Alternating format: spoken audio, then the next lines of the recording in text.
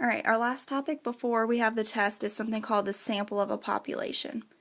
This should look familiar because we're going to be using proportions to solve this, which is something we've used in previous units. So essentially the point of this is to use that small sample, something that we know about, and then make conclusions about the whole population using that small sample. So let's look at an example. In a jumbo bag of M&Ms, Robert decided it would be funny to add 40 Skittles in the bag to play a trick on his friend. To make sure he put enough Skittles in the M&Ms bag, he grabbed a handful out of the bag and noticed that 8 out of those 25 candies were Skittles.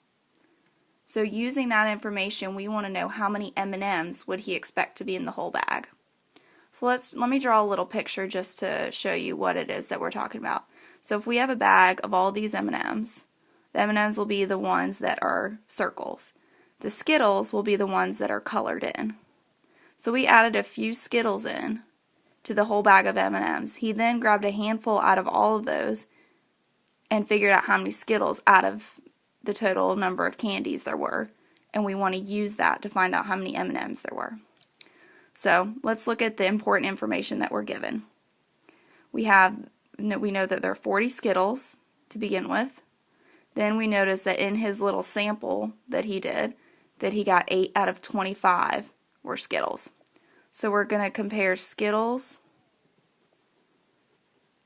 and then out of the total amount. So we know that first he got 40 Skittles, and we're comparing it to the M&Ms. And then he noticed that in the bag, 8 out of 25 of them were Skittles. So we set up our proportion with step 1. Skittles to M&Ms, we have 40 over some amount is going to represent the same thing as our 8 over 25, which he did in his little experiment. So we're going to cross multiply. So we have 8 times x is 8x, and 40 times 25 is 1,000.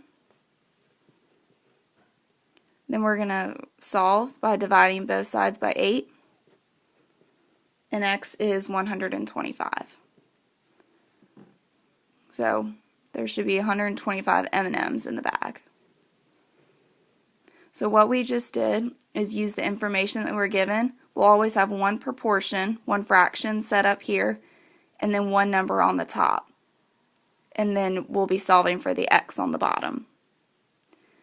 Then when you cross multiply, set this up, and then divide both sides by the number next to the x, you'll get your final answer, the total number that is in the bag in this case.